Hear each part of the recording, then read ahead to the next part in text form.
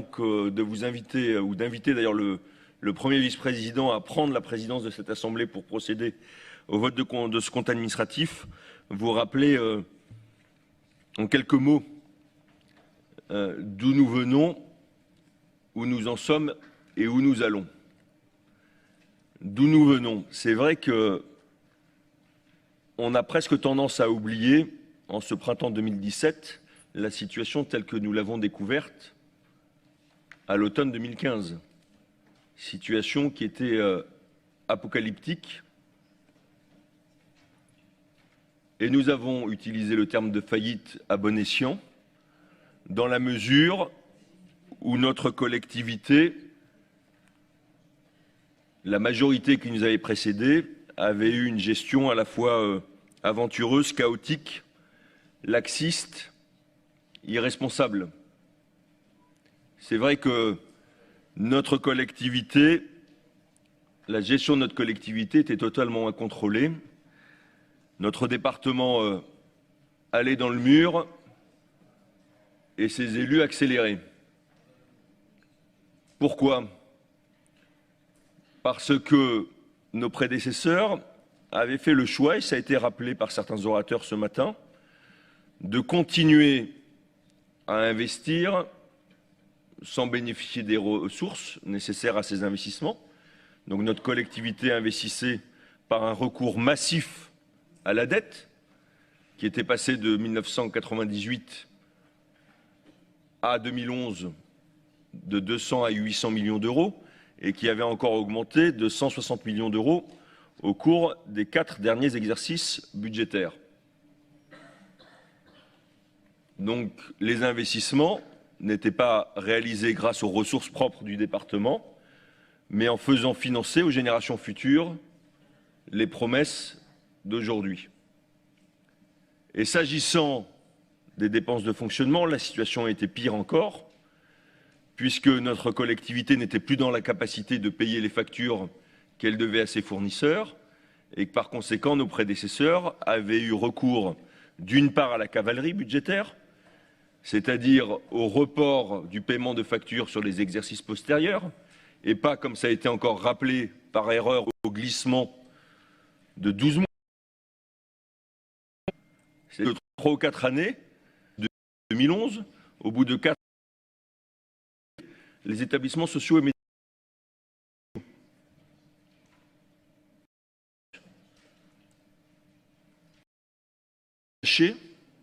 Au-delà des établissements sociaux, avait été effectué. Voilà la situation du département. Ça, c'était l'ancien monde. Il y a eu un choix fait par notre collectivité et par la nouvelle majorité. Du courage face à ces difficultés qui sont respectables. On peut imaginer sortir de la crise, apparemment. Et les choix qui ont été faits, ne nions pas, et de demander des efforts à tous et aux élus dans la portion où nous l'avons demandé. Mais ce qu'on peut, c'est que nous... Mais les propos qui ont été tenus par Ronan Fleury ont été mesurés. Oui, nous étions confrontés à une situation extrêmement difficile. Et les efforts que nous avons demandés sont de deux natures. Fiscalement, au travers de l'augmentation de la taxe foncière, mais dans la même proportion au travers des économies réalisées. Et ce qu'on peut mesurer avec un an de décalage, c'est que nous avons tenu strictement, je l'indiquais tout à l'heure, ce que nous avons dit.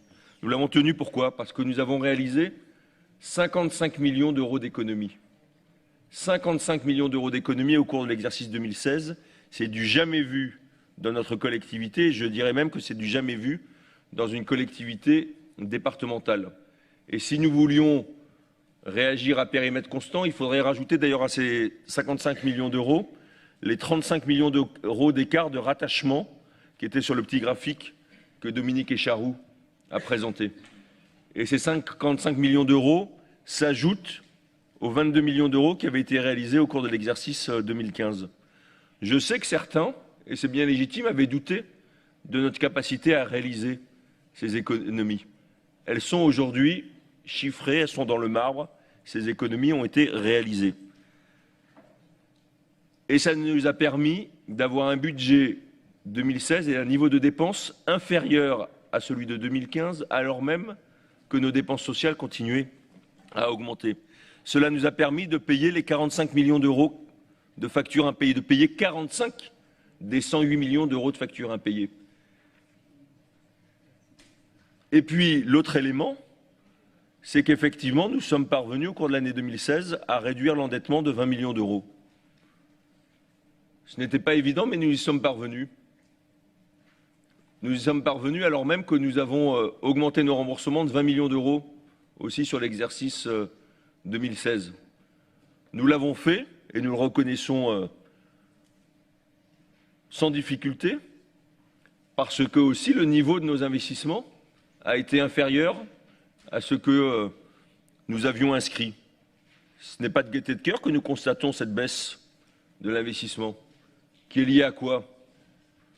D'une part, à la remise en route et à la remise en ordre de notre machine, de notre collectivité.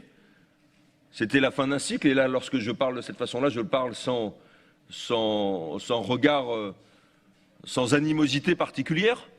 Il y avait la fin d'un cycle qui était lié à la majorité précédente, qui avait lancé un certain nombre de programmes qui arrivaient à échéance. Et il a fallu, à la nouvelle majorité, définir de nouveaux programmes.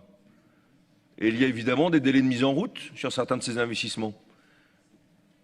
L'année 2016 a été une année au cours de laquelle la collectivité n'a pas réussi à réaliser tous les investissements qu'elle avait prévus. À partir de 2017, selon la feuille de route que vous avez votée en Assemblée au mois de décembre dernier, qui correspond à notre programme pluriannuel d'investissement, l'investissement va repartir à la hausse et nous réussirons à investir de l'ordre de 200 millions d'euros par an sans augmenter la dette de notre collectivité ou en l'augmentant à la marge, puisque nous sommes fixés comme ligne de crête de ne pas dépasser le milliard d'endettement que nous avions trouvé en début de mandat. Voilà la réalité. Et cette réalité, elle est incontestable. Donc moi, ce que je voudrais, au terme de cet exercice, qui est un exercice évidemment important, normal, dans une collectivité comme la nôtre, c'est qu'on se dise, en dépit de nos divergences, qu'aujourd'hui notre collectivité va mieux. J'ai entendu parler d'orthodoxie budgétaire. Je ne sais pas si c'est le terme exact. C'est en tout cas le respect des règles qui s'imposent à notre collectivité, qui suppose qu'on inscrive les recettes au niveau des dépenses que nous avons à assumer. Et aujourd'hui, notre collectivité respecte la loi, fait face à ses obligations, le fait sans artifice. Et nous essayons jour après jour de tenir ce cap. Donc moi, je voudrais remercier sincèrement tous les élus qui se sont engagés dans cette démarche en janvier 2016, qui ont eu le courage de voter un budget qui n'était pas facile de voter, et qui ensuite, en tant que membres d'une majorité d'un exécutif, se sont tenus scrupuleusement au vote de ce budget. Parce que lorsqu'on est vice-président, lorsqu'on a une délégation, évidemment, on est sollicité de toutes parts. Et on a évidemment, tout au long de l'année, envie de faire des dépenses supplémentaires. Ils ont tenu le budget 2016. Et non seulement ils l'ont tenu, mais ils ont plutôt été en dessous des objectifs que nous nous étions fixés. Donc je voudrais vraiment chaleureusement remercier tous les élus qui se sont engagés avec courage dans cette démarche de redressement. Je voudrais remercier les services, parce que ce n'était pas facile pour eux de changer de culture et de passer d'une culture où on ne tenait pas forcément compte d'ailleurs de ce qui était voté par les élus dans cette Assemblée. Il y avait un budget qui était voté, puis quelques jours après, il y avait une note qui partait dans les services, signée par le directeur général de l'époque, qui disait voilà ce qui a été voté par l'Assemblée, mais en fait, ne faites pas forcément ce que les élus vous ont demandé. On se fixe des objectifs inférieurs, ou on se fixe une barre qui est différente de celle qui est votée par l'Assemblée. Et donc c'est un changement de culture pour les services que de se dire désormais ce qui est voté en Assemblée, c'est ce qu'on doit exécuter au quotidien. C'est un changement de culture que de dire à certains des usagers, parce que ce sont des services qui sont en contact avec les Essonniens, qu'il y avait un certain nombre de choses qui pouvaient être faites auparavant qu'on ne pouvait plus faire désormais. Et ils ont tenu bon et ils l'ont fait. Et je crois pouvoir vous dire aujourd'hui que c'était extrêmement difficile pour eux au cours de l'année 2016, mais qu'aujourd'hui, ils assument pleinement ces nouvelles orientations politiques et ils sont de nouveau fiers d'un service public départemental qui répond aux exigences du quotidien pour nos habitants, pour nos concitoyens, et qui est efficace dans sa gestion. Et puis enfin, je voudrais remercier les Essonniens, parce que pour les Essonniens, ce n'était pas facile non plus. Et je comprends la colère qui a été exprimée par certains d'entre eux. Ils m'ont adressé des courriers, j'ai répondu systématiquement. Et évidemment, lorsqu'on reçoit sa feuille d'impôt et qu'on voit une augmentation, on se dit elle est tous pareils. Finalement, ils sont tous pareils, ces élus. Lorsqu'il y a un changement de majorité, on fait la même chose et on fait le coup de l'héritage. Ben, je crois que nos concitoyens, et j'en veux pour preuve là aussi les retours que j'ai eus de leur part, les réponses qu'ils ont fait parfois aux réponses que je leur ai adressées, nos concitoyens ont compris la réalité de la situation et ont compris surtout que nous avions aujourd'hui un canevas, que nous avions un plan de charge qui était différent de celui de nos prédécesseurs et que notre façon de gérer la collectivité était radicalement différente de ce qui présidait auparavant. Et nous devons avoir cette exigence en 2016, en 2017 et les années qui viennent. Parce qu'au-delà du principe de responsabilité qui a présidé au vote du budget 2016, nous avons eu également le principe de la transparence. Et ça tombe bien que Jérôme Guedj revienne dans cette Assemblée. Puisque, en 2016, nous l'avons dit. Nous avons dit qu'une part de l'augmentation de la fiscalité était liée non seulement à l'augmentation des dépenses obligatoires qui nous étaient imposées par l'État, mais aussi à la baisse des dotations qui nous étaient imposées par l'État. Mais qu'en revanche, nous nous obligions à retourner sous la forme d'une baisse de la fiscalité la part liée aux factures impayées. Nous l'avons dit en 2016. Donc ne feignez pas aujourd'hui, en 2017, de découvrir ou de faire des plans sur la comète. Nous l'avons dit. Et dès que les factures que vous nous avez laissées auront été réglées, et le plan de charge que nous nous fixons, c'est de les régler totalement en 2019, nous nous sommes engagés à retourner cette fiscalité, sauf à ce qu'il y ait des événements que nous ne connaîtrions pas aujourd'hui.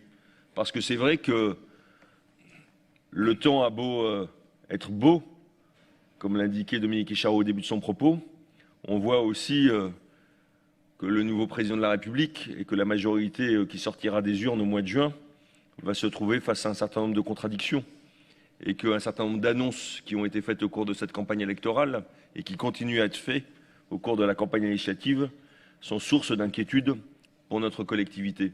Mais si l'environnement ne change pas, oui, nous tiendrons la baisse de la fiscalité à laquelle nous nous sommes engagés lorsque nous avons dû, en janvier 2016, procéder aux ajustements que je rappelais tout à l'heure. Donc merci à vous tous.